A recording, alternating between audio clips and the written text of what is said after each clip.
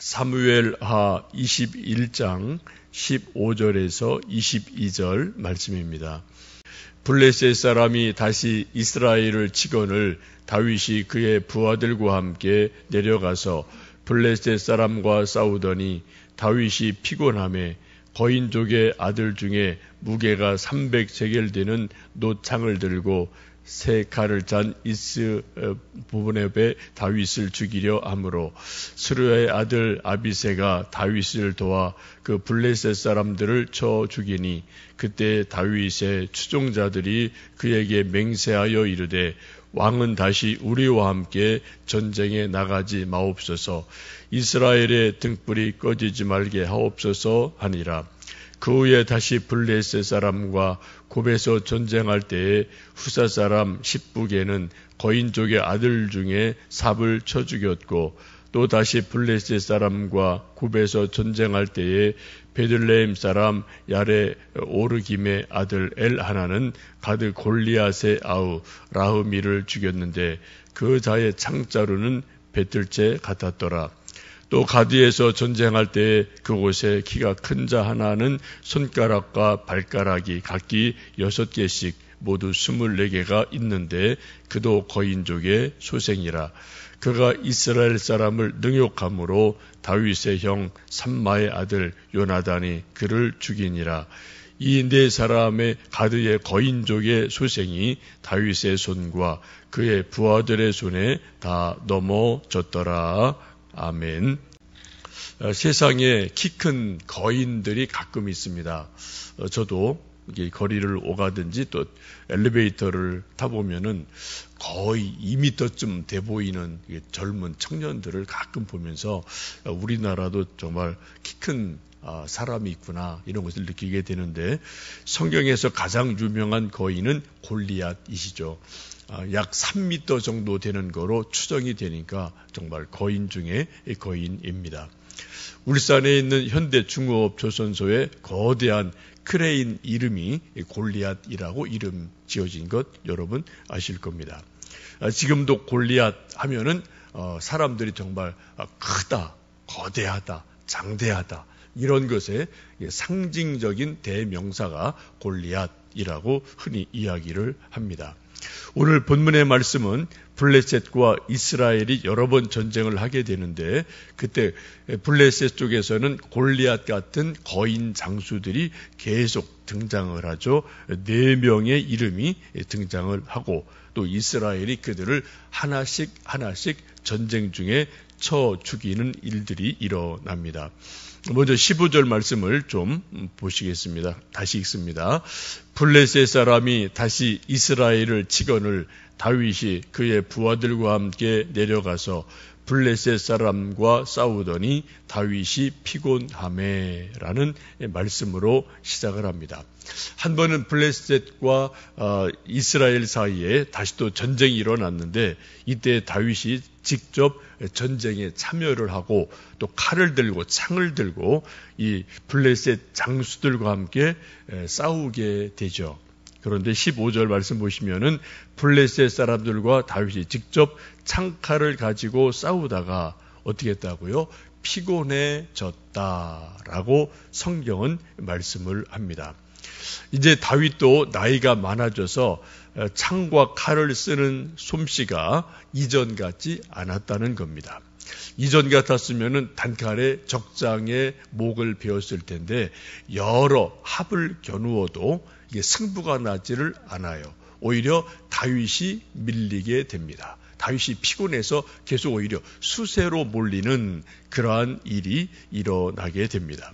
이것을 지켜보고 있던 아비새라는 젊은 장수가 17절 보시면은 다윗을 도와서 다윗과 아비새 두 사람이 블레셋 거인 장수를 쳐서 죽이고 이기는 일이 일어나게 됩니다. 이 모습을 지켜보던 많은 이스라엘의 장수들이 하는 말이 다윗 왕이시여 이제 세월이 지나가서 이전 같지 않으십니다. 이제 창과 칼로 직접 싸우는 이 무력의 싸움 칼창의 싸움은 젊은 장수들에게 맡기시고 절대 전쟁터에 나가시면은 안 됩니다. 만약 왕이 죽으면은 17절에 그렇게 말씀하죠. 왕은 다시 우리와 함께 전쟁에 나가지 마옵소서. 이스라엘의 등불이 꺼지지 말게 하옵소서 하니라. 왕이 만약에 직접 용기를 내서 칼창으로 전쟁하다 왕이 다치거나 죽으면 이스라엘의 등불이 꺼지는 겁니다. 왕은 절대로 다시 전쟁에 직접 참여하셔서는 안 됩니다. 라고 만류를 하게 돼서 이제 왕은 직접 전쟁에 참여하지 않게 되죠. 여러분, 세월이라는 것을 이길 장사는 아무도 없습니다. 다윗도 세월을 이길 수 없고요. 하나님의 사람 모세도 세월을 이길 수 없고, 아브라함도 마찬가지고, 누구든지 세월이라는 것을 이길 수 있는 장수는 아무도 없습니다. 세월이 지나면 우리 모든 사람들은 나이를 먹고 또 성숙해지고 자기 육체의 힘의 한계가 드러나고 뭐 이런 일들이 점점점 드러나게 되죠.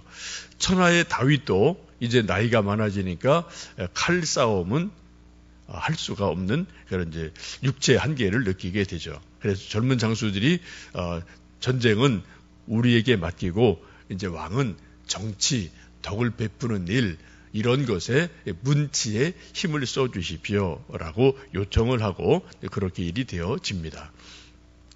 전도서 3장을 보시면 지혜왕 솔로몬이 이렇게 말하죠. 천하의 범사가 때와 기한이 있다. 이 세상의 모든 것들은 때가 있다. 또 기한이 있다. 쉽게 말하면 유통기간이 있다는 거예요.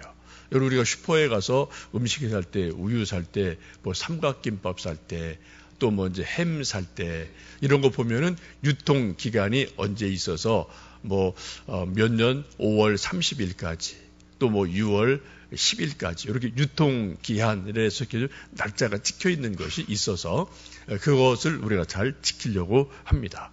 우리 마찬가지입니다. 그런 음식물의 유통기간이 있는 것처럼 우리 인생 자체가 유통기간이 있다라는 것입니다.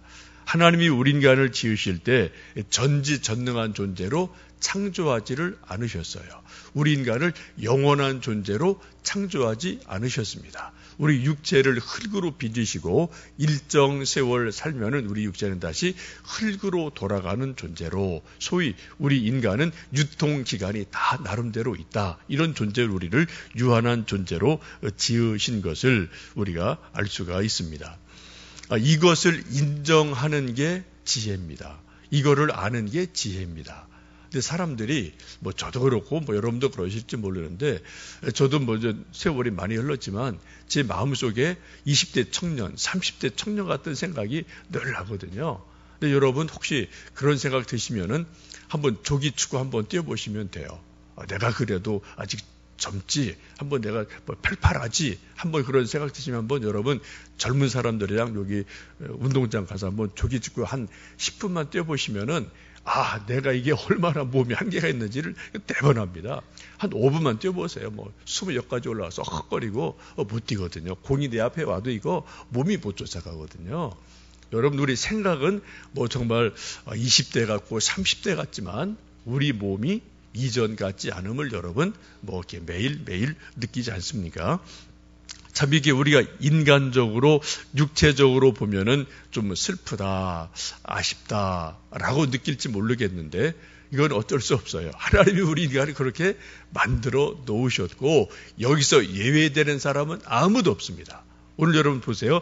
천하의 다윗이 이제 나이가 먹으니까 힘이 붙여요. 칼싸움이 안 돼요. 수세에 몰려요. 그래서 젊은 장수가 도와줘야지 겨우 이길 수 있는 그러한 다윗이 되는 것을 봅니다. 많은 사람들이 나이 드는 것, 육체의 힘이 약해지는 것을 아쉬워하지만, 그러나 사도 바울의 고린도후서 4장 말씀을 보시면 오히려 역설적으로 이렇게 말씀을 합니다. 그러므로 우리가 낙심하지 아니하노니 겉사람은 후패하나 우리의 속은 날로 새롭도다. 우리의 잠시 받는 환난에 경한 것이 지극히 크고 영원한 영광에 중한 것을 우리에게 이루게 함이니 우리의 돌아보는 것은 보이는 것이 아니요 보이지 않는 것이니 보이는 것은 잠깐이요 보이지 않는 것은 영원함이니라. 아멘. 여러분, 기가 막힌 말씀이죠. 사도 바울이 정말 인간이란 존재가 뭐냐, 인생이라는 게 뭐냐, 육체가 뭐냐, 영혼이 뭐냐, 이것을 정말 정확하게 이해를 하고 있고요. 그런 것에 대해서 말씀을 통해서 해석을 해주고 가르침을 주는 것이 사도 바울의 말씀에 너무나 많아요. 아마 그때 당시도 그런 일이 있었던 것 같아요. 사도 바울도 점점 나이가 많아지고 노쇠한 것 편지 보면 많이 나오잖아요. 나도 이제 추워서 덜덜 떨고 있다. 좀 외투 좀 갖다 다오. 이런 편지도 믿음의 아들 디모데에게 쓰잖아요. 그리고 또 이러고저러 이런 얘기를 하고 있단 말입니다. 또 그런 모습을 주변에 다른 사람들로부터도 많이 받겠죠. 그래서 하시는 말씀이 우리가 낙심하지 아니하노니 겉사람은 후패하나 우리 속사람은 날마다 새롭도다. 이게 믿음의 사람의 인생관이에요. 우리 육체는 점점 후패하고 낡아지고 힘이 없지만 반대로 어떻게 우리 속사람은 날마다 새로워진다. 속사람은 더 날마다 성숙해진다. 라고 분명히 말씀을 합니다. 보이는 것은 잠깐이지만 보이지 않는 것은 영원하다. 라고 말씀하시면서 우리 믿음의 실상이 육체에 있지 않고 영에 있음을 분명하게 말씀을 하죠. 여러분, 이 말씀을 다시 한번 꼭 되새기시기 바랍니다. 우리 겉사람은 날마다 후패하지만 우리의 속사람은 날마다 새로워진다. 보이는 것은 잠깐이요 보이지 않는 것은 영원하다라는 말씀을 다시 한번 묵상하시면 좋겠습니다. 이제 그 후에 다시 블레셋과 전투가 몇 번이 일어나게 되는데 그때 블레셋 거인 장수 4명의 이름이 등장을 하고 또 이스라엘 장수들이 하나씩 전쟁에서 이겨 죽이게 됩니다. 이스라엘의 10북의 장수가 블레셋 삽이란 거인을 죽이고 엘하난이 골리앗의 동생인 라흐미를 죽이고 또 손발이 6개인 육손이 6발이라는 그러한 또 거인이 있죠. 손발가락이 전부 다 24개라고 말합니다. 저도 옛날 시골에서 육손이 있는 분을 본 기억이 언뜻 나요. 옛날 그런 게 가끔 좀 기형이죠, 그죠? 손가락 하나 더 있는 분들이 가끔 있는데 지금 등장하는 이 사람도 육손이에요. 또 발가락도 6개고 그만큼 거인인데 이 사람도 이스라엘 요나단 장수가 죽이게 됩니다. 이로써 블레셋 거인 장수 4명이 모두 이스라엘에 의해서 죽게 되고 이스라엘이 점점점 방성하게 됩니다. 여러분, 오늘 말씀 보시면 천하의 다윗도 세월과 싸워서는 이길 수 없다. 그리고 나이가 먹으면서 겉사람은 점점점 후패하고 연약해지지만 속사람은 날마다 새로워진다라는 것을 기억하시면 좋겠습니다. 그래서 우리에게는 아들, 딸이 필요하고 손주, 손녀가 필요하고 또 하나님이 우리 인간을 이렇게 계속해서 또 이렇게 살아가도록 역사하는 방법이 자손을 주시는 거고요. 또 선배가 있으면은 후배가 있고 또 부모가 있으면은 아들, 딸이 있고 손주, 손녀가 있고 이러한 방법을 통해서 오고 오는 세대에 하나님의 일을 계속하게 만들어 가시고 있습니다. 오늘 저희들이 또 드날개 양육 훈련을 이제 계속 4주째, 5주째 하고 있는데 드날개 양육 훈련도 그런 의미가 있다고 보시면 좋겠습니다. 우리가 선배가 되고 또 이런 양육 훈련을 통해서 믿음의 후배들도 잘 키워줘서 우리가 할 일은 하고 또 몇 년 지나면 또 우리가 할 수 없는 일들을 우리 후배들이 또 맡아주고 또 계속해서 이어갈 때 하나님의 나라가 세워지고 또 우리 가정에서는 부모를 통해 믿음이 또 유산처럼 계승이 되어지고 하는 일들이 일어나게 될 줄로 믿습니다.